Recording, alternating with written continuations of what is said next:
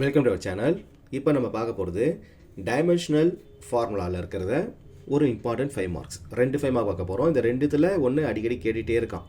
So வாங்க வீடியோவில் போகலாம். ஸோ ஃபர்ஸ்ட் கொஸ்டினில் கொடுத்துருக்காங்க, obtain the expression for the time period of a simple pendulum. Simple பெண்டுலோட டைம் பீரியட் கண்டுபிடிக்கணும். So time period depends on எதை பொறுத்து இருக்குன்னு சொல்கிறாங்கன்னா மாஸ் ஆஃப் த பாப் எம்மை டிபெண்ட் பண்ணி இருக்குது.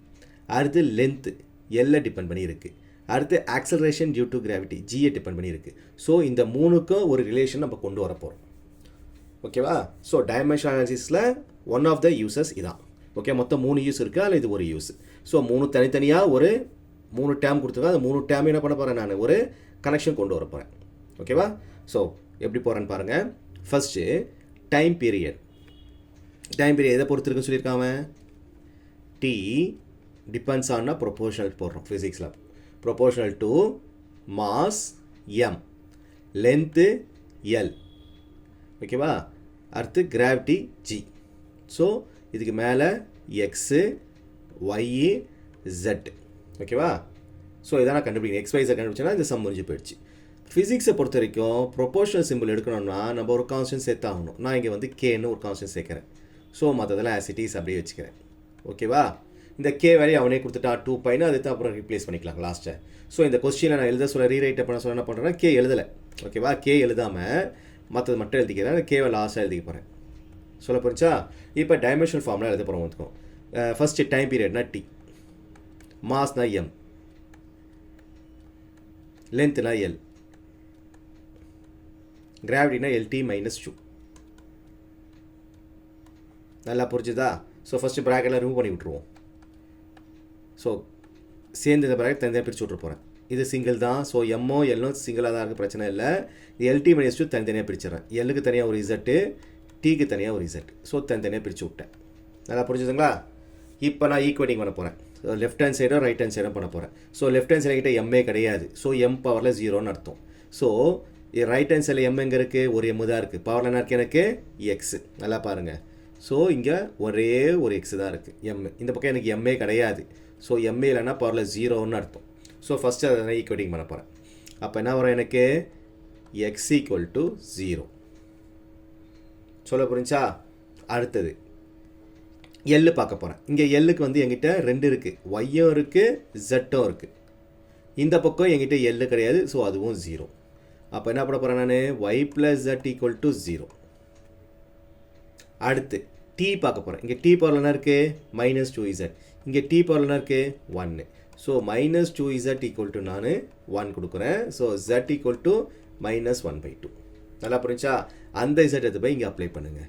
அப்போ மைனஸ் 1/2 ஈக்குவல் டு 0. இப்போ y ஈக்குவல் டு 1/2ன்னு வந்துடுச்சு.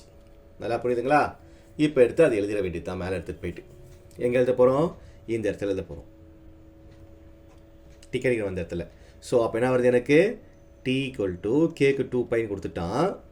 எம்மு எக்ஸ் ஆன்சர் 0ன்னு கண்டுபிடிச்சேன். எல் ஆன்சர் 1/2ன்னு கண்டுபிடிச்சேன். ஜெட் ஆன்சர் மைனஸ் 1/2ன்னு கண்டுபிடிச்சேன். ஓகேவா?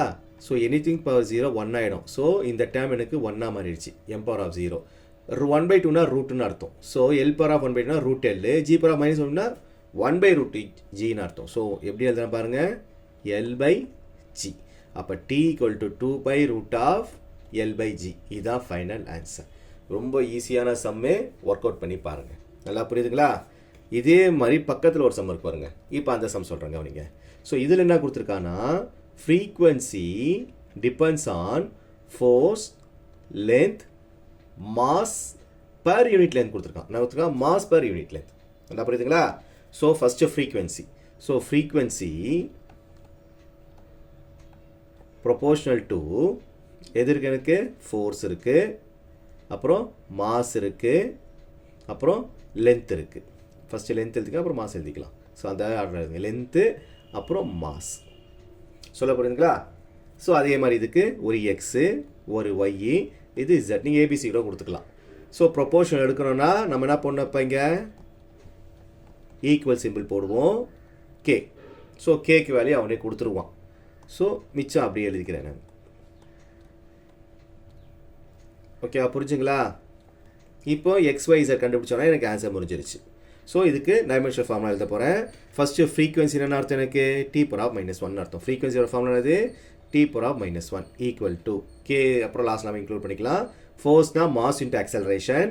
அப்போ mass accelerate LT -2 so MLT -2. நல்லா புரிஞ்சுங்களா? லென்த் வந்து L. இதில் மாஸ் வந்து எம்னு விட்டுறக்கூடாது, ஏன்னா மாஸ் per யூனிட் லென்த் கொஸ்டினில் கொடுத்துருக்கான். சரியா? ஸோ M/Lன்னு போடணும். இதை மட்டும் தப்பு பண்ணிடாதீங்க. இங்கே கொடுக்க சொல்ல வெறும் மாஸ் கொடுக்கல, மாஸ் per யூனிட் லென்த்து. இந்த லென்த் எக்ஸ்ட்ரா இருந்தாலும் கீழே ஒரு L சேர்த்துக்கிட்டேன். அதே மாதிரி ப்ராக்கெட் தந்தனே ரிமூவ் பண்ணி விட்ருவோம். ஸோ எம்முக்கு ஒரு எக்ஸு, எல்லுக்கு ஒரு எக்ஸு, டீக்கு ஒரு -2x, இந்த எல்லுக்கு ஒரு ஒய், இந்த எம்முக்கு ஒரு ஜெட்டு, இந்த எல்லுக்கு ஒரு -z, எனக்கு கீழே கீழே மேலே வந்தால் -z. இது மாதிரி தனித்தனியாக ஃபஸ்ட்டு பிரிச்சுருங்க. பிரித்து ஈக்குவேட்டிங் பண்ணுவோம் இப்போ நம்ம. சரியா? ஈக்குவேட் பண்ண சொல்ல எம் பவரில் என்ன இருக்குன்னு பாருங்கள். எம் பவரில் ஸோ டிஃப்ரெண்ட்டாக கலர் மாற்றுறேன் நான். ஸோ எம் பவரில் என்ன இருக்குது, எனக்கு எக்ஸு ஒன்று இருக்குது, இங்கே ஜெட்டு ஒன்று இருக்குது எம் பவரில். சொல்ல புரியுதா? இந்த பக்கம் என்கிட்ட எம்ஏ கிடையாது, எம்மும் கிடையாது, எல்லும் கிடையாது. ஸோ அப்போ எக்ஸ் ப்ளஸ் ஜெட் எதுக்கு ஈக்குவல், எனக்கு 0க்கு ஈக்குவல். அப்போ x plus z equal to 0. இது ஒரு ஈக்குவேஷனாக வச்சுப்போம். அடுத்து நான் எல்லுக்கு பார்க்க போகிறேன். சரியா? ஸோ எல்லுக்கு பார்க்க சொல்ல இங்கே எல் பவரில் என்ன இருக்குது, எக்ஸ் இருக்குது, ஒய் இருக்குது, இசட் இருக்குது, 3 இருக்குது என்கிட்ட. சரியா? ஸோ 3 டேர்ம் இருக்குது. இந்த பக்கம் என்கிட்ட எதுவுமே கிடையாது. ஸோ அப்போ இந்த எக்ஸு ப்ளஸ் ஒய்இ மைனஸ் அடிக்கணும், இந்த பக்கம் எல்லு கிடையாது, 0. இது ஈக்குவேஷன் 2ன்னு வச்சுருக்குங்க. அடுத்து டீக்கு கம்பேர் பண்ண போகிறேன். டீ பார்க்க சொல்ல டீ என்னென்ன இருக்குது என்கிட்ட, t என்கிட்ட ஒன்றே ஒன்று தான் இருக்குது, -2 power of x ஒன்று தான் இருக்குது. இந்த பக்கம் t என்ன இருக்குது, -1. ஸோ அதை கம்பேர் பண்ணிக்கோங்க. சொல்ல புரிஞ்சுங்களா? அப்போ என்ன இருக்குது, எனக்கு -2x ஈக்குவல் டு -1. அப்போ x ஈக்குவல் என்ன வந்துருச்சு, எனக்கு 1/2. இந்த x எடுத்து எங்கே கொடுக்கலாம், நான் இங்கே எடுத்து அப்ளை பண்ணலாம்.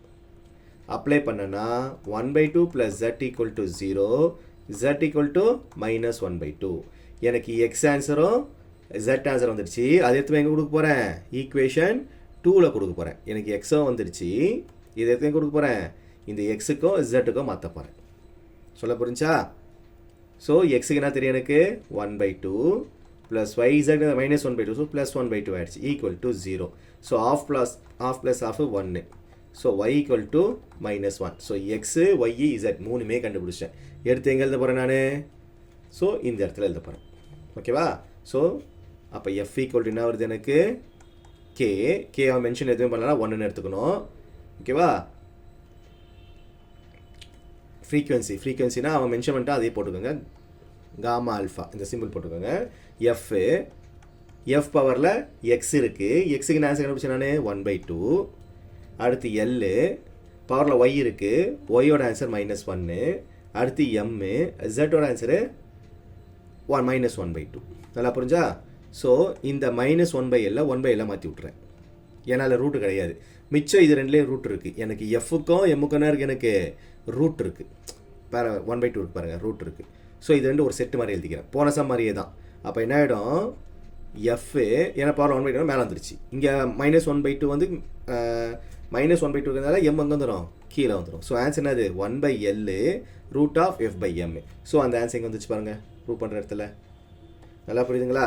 ஸோ ரொம்ப இம்பார்ட்டன்ட் சம் ரெண்டுமே போட்டு பாருங்கள். சரியா? அடிக்கடி ரிப்பீட் ஆகிற கொஸ்டின்.